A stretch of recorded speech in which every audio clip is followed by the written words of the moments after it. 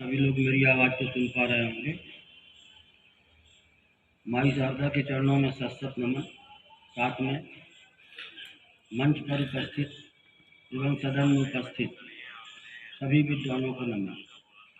आप सभी लोग जानते हैं कि मेरा विषय हस्तरेखा संबंधित है और आज मैं हस्तरेखा पर भाग्य रेखा के संबंध में आप लोगों के समक्ष कुछ छोटी छोटी जानकारी दूंगा, जिससे आप किसी का हाथ ना भी देखें, यदि आप उससे मिलकर बैठकर बातचीत भी कर रहे हैं तो सिर्फ बातचीत करने से ही आप उसके बारे में काफ़ी कुछ जानकारी प्राप्त कर सकते हैं।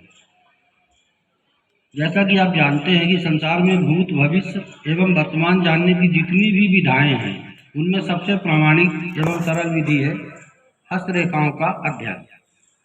हस्तरेखाएं सबके हाथ पर होती है।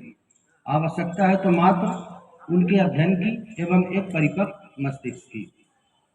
हस्तरेखा एक ऐसा विज्ञान है जिसमें हथेली की रेखाएं, पर्वत इत्यादि को सिर्फ देखकर किसी भी व्यक्ति के भाग्य के, उसके स्वास्थ्य के, उसके जीवन के किसी भी पहलू को आप आसानी से जान सकते हैं।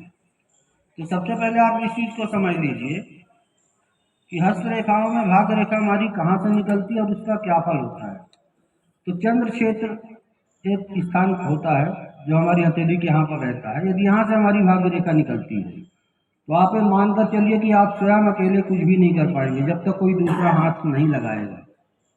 ऐसे व्यक्तियों का भाग्योदय या तो विवाह के बाद होता है या उनके जीवन में जब भी कोई विपरीत लिंगी आएगा तो उसके जीवन में भाग्योदय होगा, या कोई भी व्यक्ति उसको मदद करेगा सलाह के रूप में, धन के रूप में, तो उसका भाग्योदय होगा।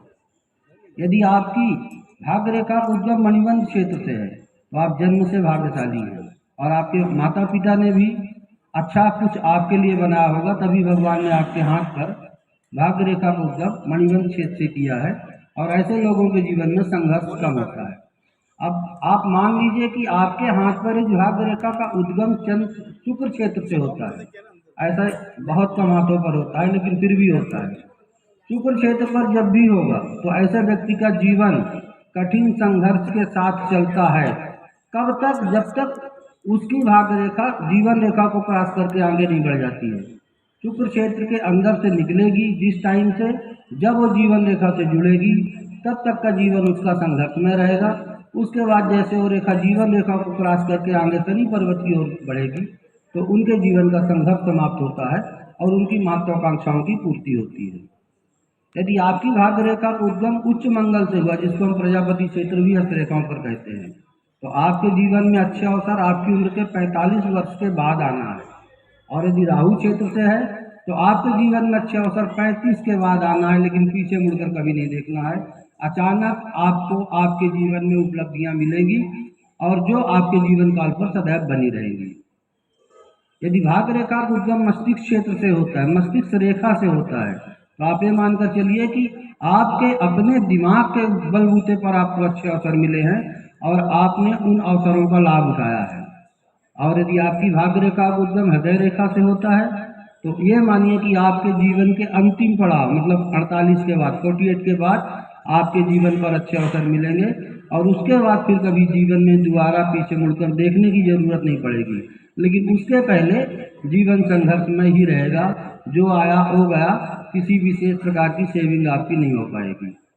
यह हो गई उद्गम की बात। छोटी बातें मैं और थोड़ी सी बता देता हूँ आपको।